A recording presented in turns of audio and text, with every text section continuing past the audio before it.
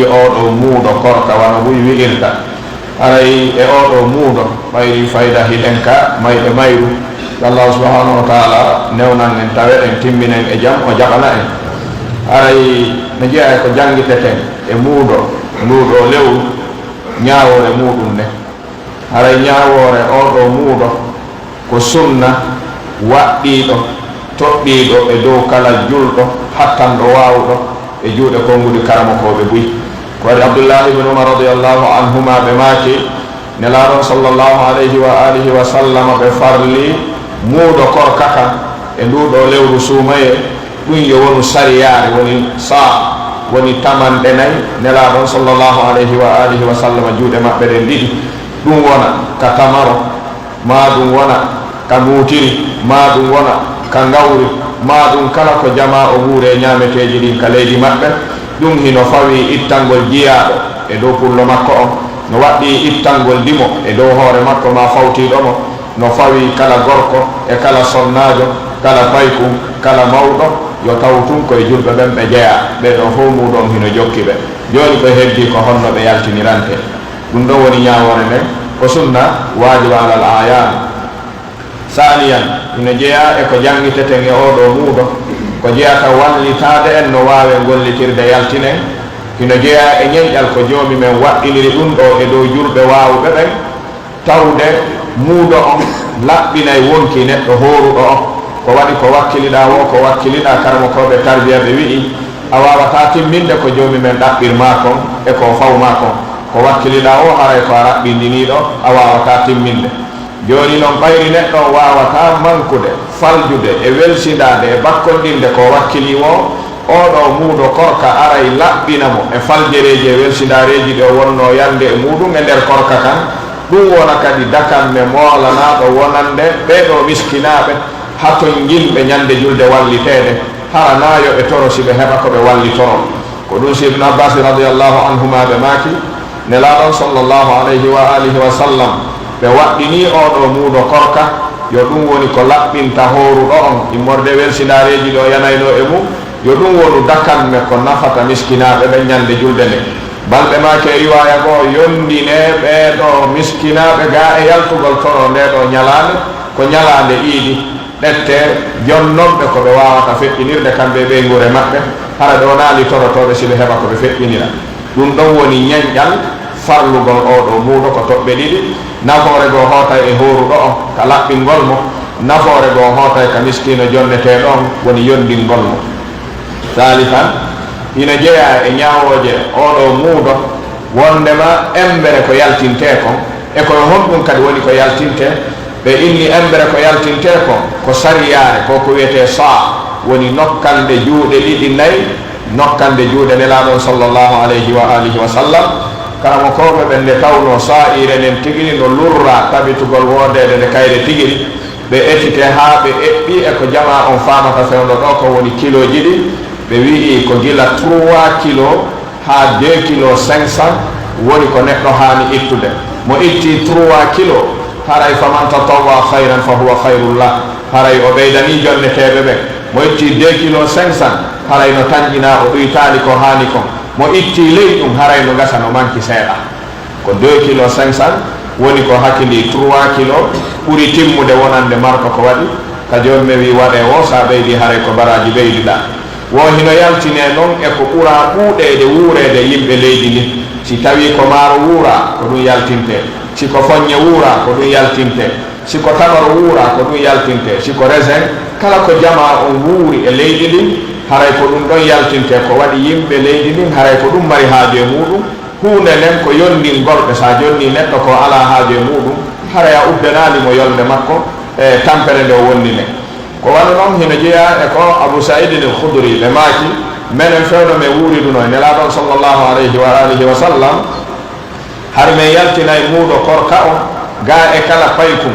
e njano dimo maccuɗo kala ko woni ɓe men wonni ɓen si tawi tum ko julɗo men ittay ɗum hara koye sariyare nde nelaɗo gettirayno nde woni nokkande maɓɓe juuɗe ɗen ɗiɗi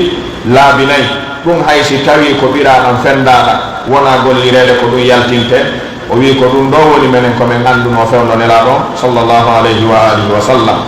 rabi'an ina jeeya e ñaawoje oɗo muuɗo korka wondema hanaka yaltinede si wona e ñamete o ko waɗi ko ɗum woni aslu fi hon ɗum karamo koɓɓe jumhurul ulama yaari ɗum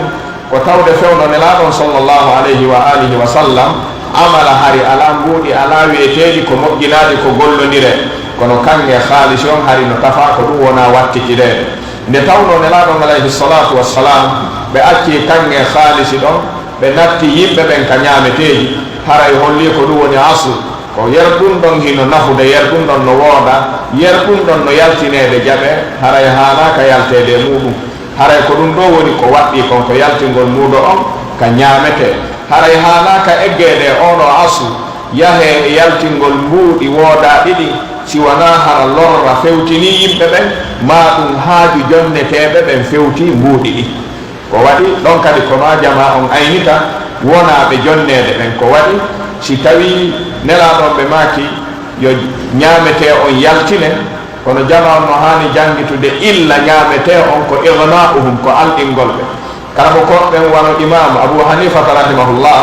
e imam soufiane thawri e yaaduɓe maɓɓe ɓe wiyeteɓe omar ibne abdul asis e yaaduɓe maɓɓe kamɓe ɓe yi'ayno wondema nelaɗon ko naɓiri yimɓe ɓen e ñamete on tawno ko ɗum ɓuri hittude nden ñande hollaali si jonde teɓɓen no mari haaju ko wona ɗum eggatake ɗon ko waɗi ko kamɓe wona ayniteede qabla kulli cheyin wa qabla kulli ahad ko ɗum si tawi haaju landike jonnugol ɓe mbuuɗi ɗi ma ɗum lorrana ɗi e jonnugol mbuɗɗi honɗum wonata lorra on neɗɗo si wuuri e leydi ka suusata jonnude neɗɗo kilo 3 maaro o jaɓanama ɗum haray ko mbuuɗi ɗi yaltinte tumbinire ɗin ɗon si ɗe ɗuuɗi ala mo fewtintaɗi salo mbuuɗi kañum ko ɗum wona ɗaɓɓede joni noon ɓayri koye a yaltin woni ko ɗaɓɓa jaha kadi e ka nafitoroɓe ɓen sa wawata jonnude neɗɗo bantara a wawatamo jonnude maaro a wawatamo jonnude kaaba ka wonɗa on kono si mbuuɗi ɗi yaltinama hay si ɗi fandani hoore wotere si tumbidirama ɗuuɗi si jonnama goɗɗo haray no woodi hato jinɗo haray wona yo damal ngal on ɓe few wiye mutlaqan sellata yaltingol si wona mbuuɗi ɗi si ɗum wowlama haray illa ko farla kon fallira kon famaka waɗi illa on wona an wonno ittude on tum illa on ko laɓɓingol ma illa on ko nafugol jonneteɗo on taw noon si tawi a yaltini ala mo jonna wiyete tun yalti owe si tawi no woodi ko yaltina hara sa yaltini ɗum ɗon jonnete jaɓay haray wiyete awa yaltingol mbuuɗi ɗi si jonnete ɗon ko ɗum ɓuri marde haaju e muɗum ma ɗum leydi ndin ko ɗum ɗon ɓuri woodude ma ɗum jonneteɗo on tigiri ala haaju e ɗum ɗa ko ɗum ɗa mari haaju e muɗum hara wiyatake yaltintake few asli on ko ɗum ɗa si lorrama haaju landike sella e eggugol ka ñamete naɓa yimɓe ɓen ka mbuuɗi mura'atan li durufi alladi yu'ta hadihi sadaqa ayntugol jonneteɗo hino jeeya e muɗum ko ɓe dallinori saliɓe ɓen few woni aljumhur wondema nde tawno nelaɗon alayhi salatu wassalam tabitali ɓe yaltini ko wona ɗum tabitali e sahabaɓe yaltinde ko wona ɗum kono ɗen andi tabitigila e tabi'ina yi'ugol yaltingol ko wona ɗum ko waɗi umar ibn abdul aziz ko min attabi'in imam abu hanifa ko min atba'i tabi'in imam sufyan athawri e ko nande muɗum bimana sendiniren no karamo koɓe fiɓuhu ne irta ɓe makay yo tahalibaɓe ɓe mbay ko ɓen wowlante yoɓe sendinir masala si lurral makko yani hakkude yimɓe sunna ɓen karamo koɓe sunna ɓen yoɓe sendinir gollodirgol e makko e si lurral makko ngal yani hakkude yimɓe sunna e yimɓe bidaa si tawi yani hakkude karamo koɓe sunna tum a immatu salaf haray ko heddorta ko suɓagol e jaɓangol mo faamuɗa no lundi on nganto ko waɗi wona beleɗe woni ko waɗirta wono wonirɗa noon a jaɓata jokkirɗe beleɗe ko jaɓuɗa kon ɗon ko fiita jokku beleɗe ko accuɗa kon ko fiwata jokku beleɗe nattan mo ɗon kankadi ko woli kon ko fi dogugol beleɗe ko acci kon ko fi dogugol beleɗe on sayi goto fof hettay haqqe e juuɗen siɗɗo muɗum ko wan noon hino jeeya ko hamisan hino jeeya e heeɗiji oɗo muuɗo wondema waktu yaltingol ngol hino fecci pecce tati hino wooji waktu mo tawata ko waktu jawaz hino dagi si ɗo hewti yaltingol muuɗo on woni yaltingol muuɗo on atto balɗe ɗiɗi mi mana iidi on ma ɗum atto ñallal iidi on mo yaltini ɗon haray waɗi ko waɗɗimo kon tippike mo kadi ko waɗɗimo kon waɗi Abdullahi ibn Umar radiyallahu anhuma kamɓe hari ɓe yaltinayno muudo on ñande nogay e jeetati ma ɗum ñande nogay e jeenayi. awa mo waɗi ɗum ɗon o waɗali ko nelaɗo on waɗi dey, kono o waɗi ko sahabaɓe ɓe acci ɗo waɗi. ko ɗum si tawi a yondinoray tawtugo ma ɗum wi'a min mi habbitoto ka nelaɗo on waɗiɗa, kono si sahabaɓe ɓen faami hunde haray ko ya tawtu jonneteɗa ma ɗum ɗettanaɓe gantona ya aybi. ko waɗi wiɗen ko alqur'ana on e sunna on e dow faamu ɓeɗo sahabaɓe radiyallahu anhu. no woodi waktu wiyeteɗo ada'u fadil, waktu ɓurɗo moƴƴude yiɗede, oɗa ko waktu jawaz dagi yaltingol ɗon, kono wona ko ɓura. waktu ɓuraɗo fof on ko gila ka lewru ndu yi'a bimbi muɗum subaka ka juula, gila ɗon ha takko ka juulete ɗon ala waktu ɓurɗo moƴƴude laɓede yaltinde muɗo on ha hewti. si lewru ndu yi'ama jamma subaka on juulama bimbi ɗon e yaagol ka iidi, yaltingol jonne ɗon miskinaɓe ina jeeya ko ɓuri moƴƴude ko waktu ɓuraɗo suɓede kadi. ko ɗum sinelaɗon sallllahu alayhi wa alihi wa sallam ɓe maaki e hadis mo ibn abbasin filli radiallahu anhuma, wondema nelaɗon sallllahu alayhi wa alihi wa sallam ɓe farli muuɗo on ɗum ko laaɓal wonande horuɗo on, ko dakanne wonande miskinaɓe ɓen. ɓe maaki kala yaltinɗo muuɗo on atto julde nden haray ko sadaka muuɗo o yaltini mo joomi men jaɓantamo bi idnillah. kala noon accuɗo ha juuloya arti o yaltini haray wona muuɗo o yaltini, ko sadaka tum o yaltini, o newnantake kadi angal yaltingol sina ɗum heddoto e dande makko nen tippatako mo, kono haray o ala baraji muuɗo on. ino ɗon kadi waktu wiyeteɗo waktu qada, waktu mo tawata neɗɗo on welsindike ha feƴƴi o yaltinali ka wiya ɗon, wiyete ɓay ko haqqe woɓɓe ma yaltina, a heɓay baraji, a heɓata baraji, a yaltinay. si a yaltinani lette ɗen kañum jokkete, woni waktu aba. woni si neɗɗo welsindike ha juulama artama o yaltinani, ko yo yaltimo jonni a miskinaɓen, kono haray o ala baraji muuɗo on, kono miskinaɓen hetti haqqe mum on o hetta lorra welsindare makko nden. kono welsindare makko nden kañum haɗata miskinaɓen hettude haqqe makko, haqqe maɓɓe on, ko ɗum woni waktu aba. ilan si tawi a yaltini atto juulede a heɓay baraji ko ɗaɓɓa ko, sa yaltinali atto juulede ko ma yaltina, kono a heɓata baraji si tawi feƴƴi ɗon haray ko honnum hari etoɗa ɓayna ñande o ɗum wona ñallal ngal fof etoɗa hara a welsindaki ha juula hara muɗon no ka suudu ma. ta goto waɗu ɗum, sina ɗum haray o ayni woote wono maɓɓe makirta ñewani e boowal, haray nakan ñew aynuno, sa ayni woote nge hani artude asma. ko ɗum woni waktu aba. haray si ɗum ɗon feƴƴi jeega ɓunkum ko homɓe jonnete o zakka. kala koɓe salaf ino lurri, woɓɓe wi masrafuha zakka muuɗo on ino hana feccede pecce jeetati ɗe joomi men janti suratu tawba ɗe. no woodi yaaruɓe ɗon aljumhur, no woodi yaaruɓe ko wona ɗum ka zahiriya yaaduɓe maɓɓe, kono ko ɓuri sellude kon e ngol ɗo konngol ko haaɗingol muuɗo on e miskinaɓe ɓen. waɗi nelaɗon sallllahu alayhi wa alihi wa sallam ɓe maaki ko wa tu'matan lil masakin, ɓe toɗɗike ɗo wonɓe ɓen ko kamɓe jeyi. balɓe maaki e riwaya goo agnuhum ani suali fi hada al yawm, ete yondino miskinaɓe nga e toragol e ngal ɗo ñalla. si oɗo muuɗo ɗettama naɓama e geɓe go'o e nder geɓe jeetatije ɗen kamɓe ɓe accama, haray ko sar'inira kon uddi yonde mum nde, haray uddali. ilan wata ɗum ɗo ɗette naɓe nokkugo yer miskinaɓe no heddi. amma si tawi miskinaɓe ɓen ala, ma ɗum basal maɓɓe ngal tiiɗa,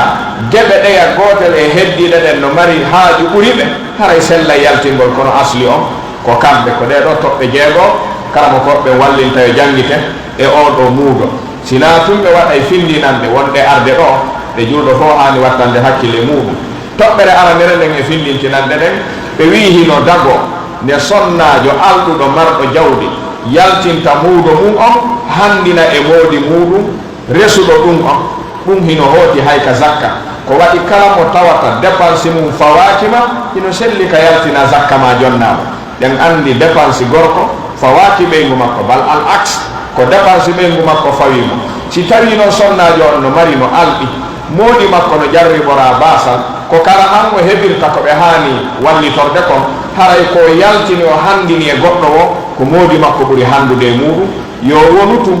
waɗowo teddinowo, yo wonu tum waɗowo surrowo, buy kadi e worka ko hatta jaɓa ko iwrata e ɓeyguli muɗum ko wajitu gongol si haɓama e angal surru gongol si tawi jonni haray neɗɗo o kowo nelaɗon ɓe wacciɓe maaki ino jeeyaɓe joni men ɗowɗinoyta ñande dargal ka ɗowdi makko ñande ɗowdi ala sinadi o waɗiɗi wa rajulun anfaqa nafaqatan fa akhfaha hatta la ta'lama shimaluhu ma tunfiqu yaminuhu. Neɗɗo on suuɗay ko waɗanta yimɓe ɓen ko awa hino dagi ka sonnajo alɗuɗo yaltina zakka mum on muuɗo korka on o zakka jawdi mum ndin o jonna mawdi muɗum si tawi ko wasuɗo wal aks la yajuz liddu on sellata nde gorko yaltinta zakka muɗum jonna ɓeygu muɗum hay si ɓeygu muɗum ko baaso ko waɗi fawtagol basal makko ngal ko gorko on waɗɗi si o yaltini o jonnimo haray o yaltini o ñaami ɗi ko ɗum si ɗum ɗon dagata ko ka sharia toɓɓere ɗimmere nden e findintiteɗe ɗen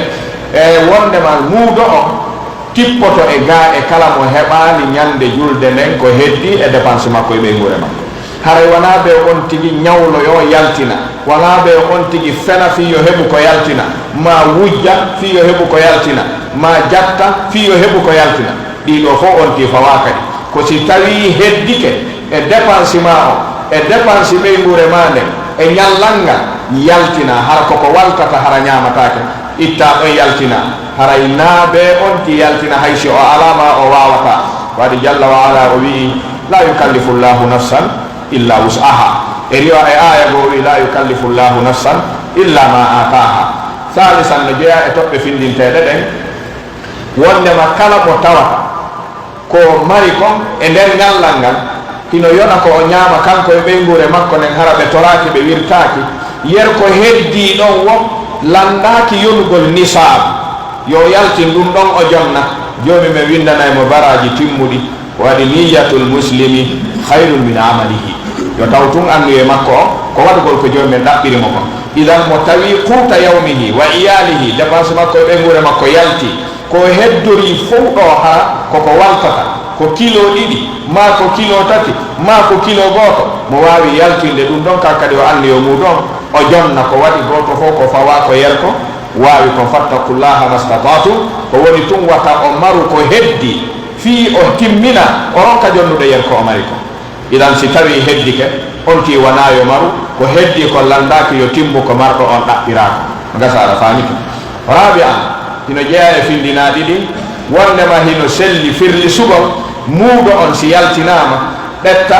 bimana muuɗo neɗɗo goto sendana yimɓe yer haton jinnaɓe ɓen si tawi siɓe sendama goto fof heɓay seeɗa ɗuuɗa ko woodi ko wana noon kadi no selli yaltingol ɗo muuɗo ɓeymure nden fof jonna neɗɗo goto bimana aɗa wawi yaltinde ɗo muuɗo ɓeygure ma nden woɓɓe no mari ɓeygure ɓe yaltina ɗo saku maaro timmuɗo ma saku ɗiɗi maaro woodi yaltinoɓe sakuji 2 maaro muuɗo fi ɓeygure ɓay ɓeygure nden woodi machallah sontino yaltini ɗum ɗo imo wawi ɗettude ɗi ɗiɗino ma ɗi tatinon o naɓano goto petto jonnama on ɗon ko honde wayrata sodude maaro kañum e ɓeygure mum ɗen wayray moƴƴa idan no selli ka goto yaltina sendana woɓɓe ino selli kadi ka buy yaltina moɓinira jonna goto nden ɗo toɓɓere kadi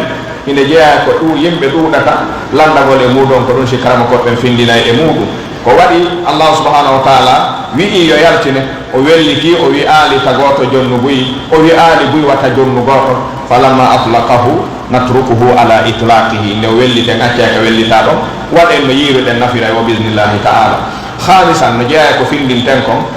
wondema hino waɗɗi e yaltingol muuɗo on e dow julɗo on leydi ka o woni ɗon julde nden ka tawimo ɗon ko ɗon o haani yaltinde ko waɗi haqqe on ko e dande makko woni ko miskinaɓe ka o woni ɗon mari geɓal dande makko nde wona yen wonu Konakiri ɗo ma ɗum kala ka wonde wiyen yaltinane en ka fulawa ton abadan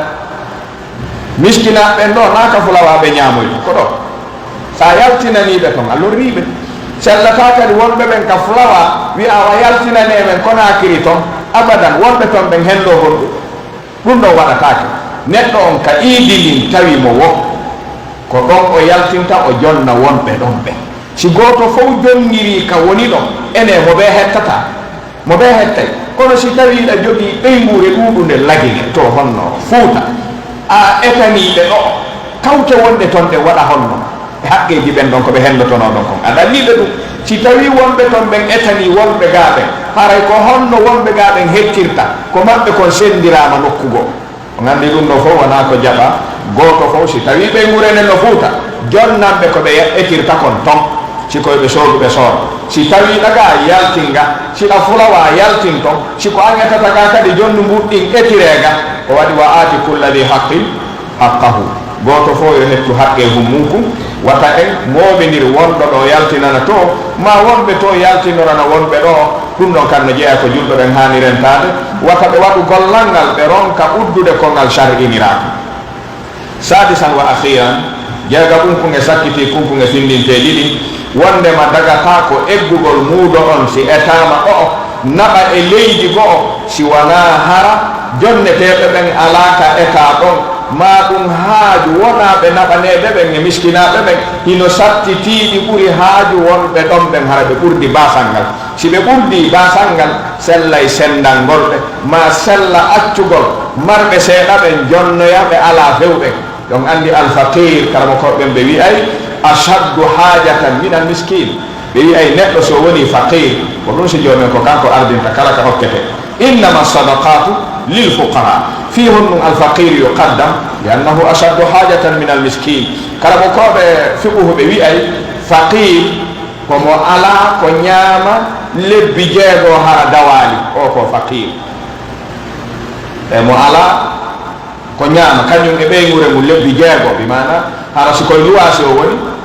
o ala ko yoɓa lebbi jeego luwasi waaliɗo o ala ko jonna ɓe ñaama lebbi jeego hara o dawali o jokkito goɗɗum ngo o ko faqir marɗo noon ko ɓeygure mum e haajuji mum sottira lebbi jeego hara so o dawali o ɓittaki kono si leƴƴi lebbi jeego ma o dawa oɗo wona o faqir oɗo ko miskin